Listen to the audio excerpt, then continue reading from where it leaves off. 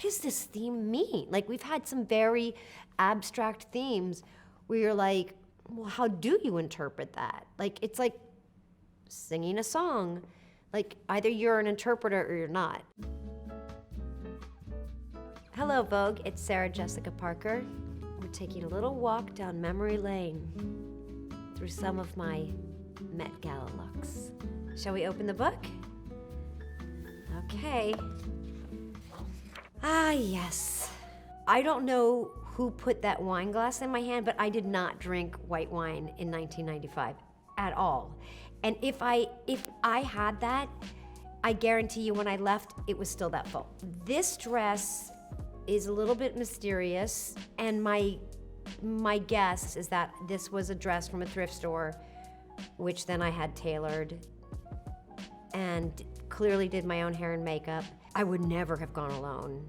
Like, I would have been way too scared, too nervous. I think I didn't know enough, and therefore I went. Like, had I known more, I probably would have found a way, regretfully decline your kind invitation. It's much more pageantry now than it was then. I mean, its aim was the same, right? Which is to bring attention to this particular part of that museum and obviously raise funds, much needed, but it was a quieter affair, simply put.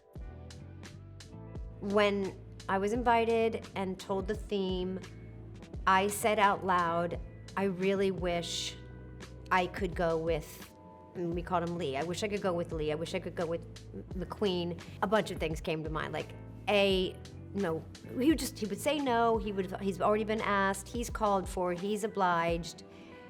And I didn't really know him well enough to be so presumptuous. I summoned the courage or whatever was needed, and I reached out and I asked, would he consider attending, like, with me, meaning more so me with him, like, could I be with him that night? And he said yes. But what strikes me most about this photograph now, you can see where his shoulder ends and I begin, and like there's like overlap there.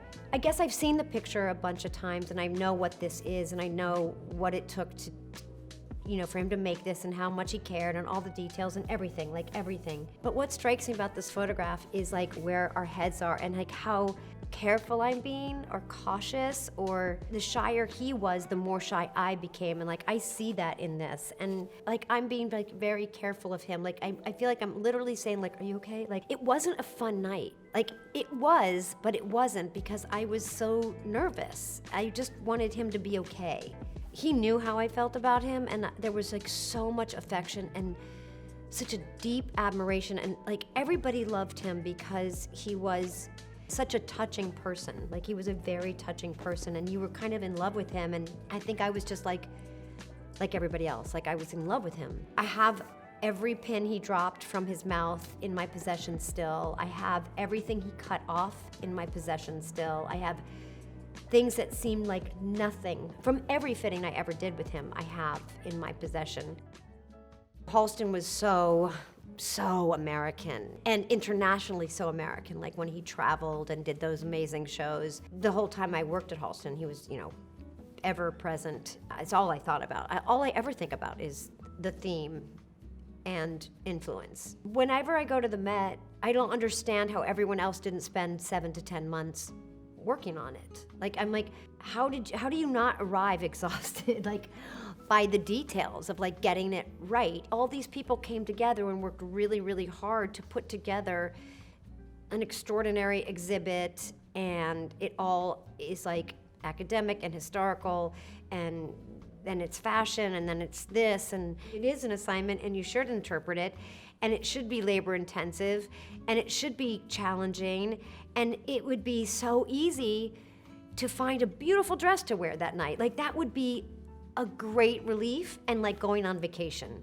But that is not the assignment. The assignment is the theme, and sometimes the theme eludes you. Like, you could spend days, and I have had conversations with Alyssa and other people like, what does this theme mean? Like, we've had some very abstract themes where you're like, well, how do you interpret that? Like, it's like singing a song. Like, either you're an interpreter or you're not. I mean, this was easier because it was like Halston and a certain silhouette was super American and super Halston, so that was fun. And 70s, very 70s, late 70s. I just love this dress. This dress is not something I normally wear because this collar is very high. It reminded me a lot, in a way, of like Lee Radziwill. And this dress reminded me a little bit of Valentino in the 60s. Like it touched on stuff, and I really loved it. Not very much like me so much, but it was McQueen, and I, wanted that. It's like a minty colored shoe, which also felt very 60s. There was so much thought about his contributions and, his singular approach to his work and, his draping skills, his cutting, like all the things that he did in his own way that made him so extraordinary. This is Valentino. I loved this dress. I loved this whole collection, that I remember. And this dress is substantial, like you can't tell, but this is like, I think it's taffeta. Absolutely beautiful fabric, beautifully made, as everything at Valentino was and is. And I thought it was very spot on to have shoes in the same fabric, which we also have in archives. It was so comfortable, it was so easy. It was like going out with friends. It didn't have as much weight around it and on it. It's always about the exterior. The only thing that makes it me is that I thought about it, the way my brain interpreted it. But everything else is really about the night and not about me. I should not pick favorites. And I'm not gonna say that it's my favorite, but it's pretty close. I wish you could see all the parts and pieces, the boots, the slit, the back of the hair, the back of the headpiece, the close-up of the work that's on the fabric of the dress. And then when I talked to Philip, because I always talk to him, he knew the theme, and he'll see what it is, and he needs time. We were afraid of the height. We didn't know the height. We weren't afraid of it. We were like, well, what's that gonna be for sure? And it didn't arrive until like pretty late, and then we got it, and then Serge got it on my head the day before, which was super helpful because we were like, oh, that's the proportion. Okay, now we know what we have to do. I went with Hamish, and I had to sit on the floor to get to the Met because the headpiece did not fit if I sat in a seat. You always work really hard. Sometimes it comes together in surprising ways. Sometimes it's exactly as you planned. Sometimes it's better. Sometimes you fall short for any number of reasons. And this was just one of those things that it just all arrived at the same time and everybody did their job. Super sentimental, obviously. And that, by the way, this hair might as well be a headpiece. We knew we wanted Mr. De La Renta to do this.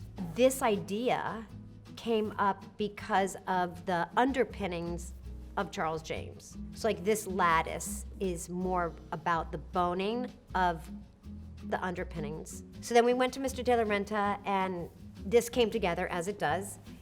And I asked Mr. De La Renta, can I please have your name in scarlet on the back of this dress? And no, I can't. And we pushed inside we were just like, who there is gonna get him to say yes to this idea? And I knew I wanted it in scarlet or poppy, it's true scarlet silk thread. He did it.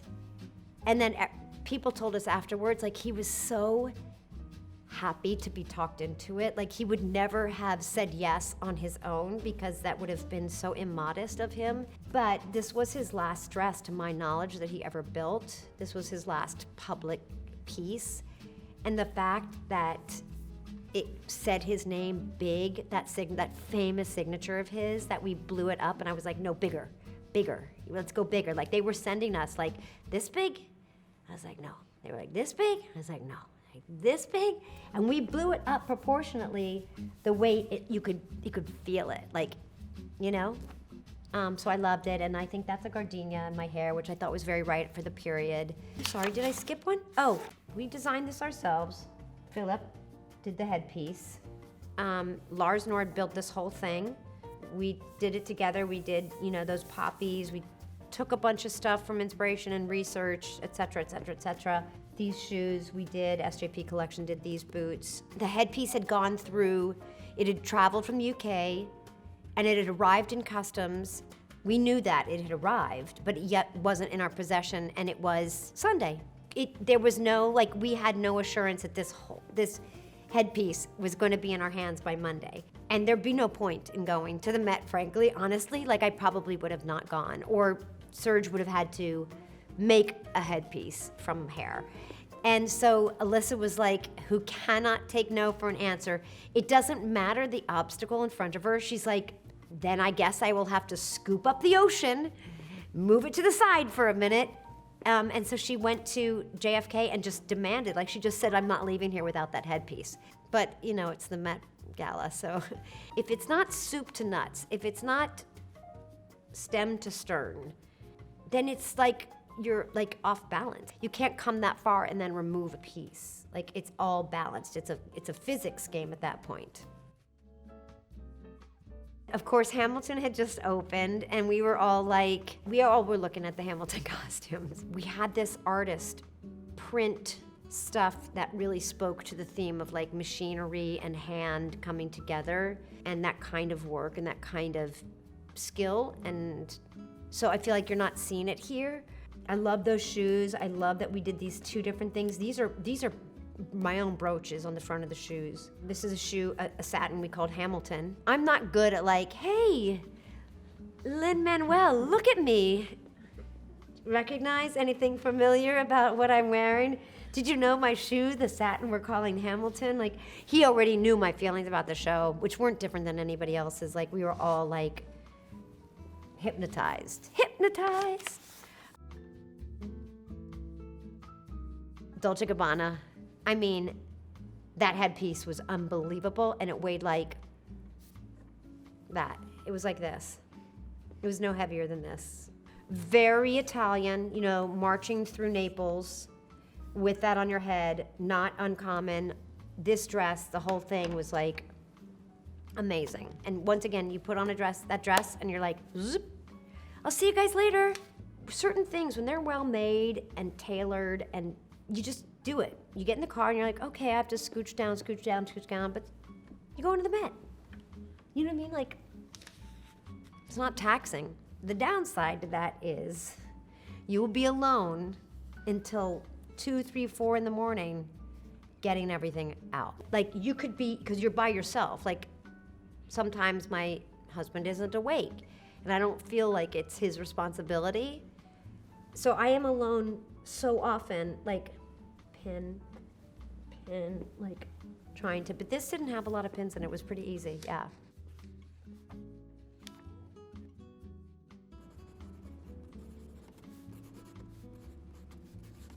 With gratitude for countless happy, bittersweet, joyful, and privileged memories. The other way. And those were my Met looks. Take it or leave it.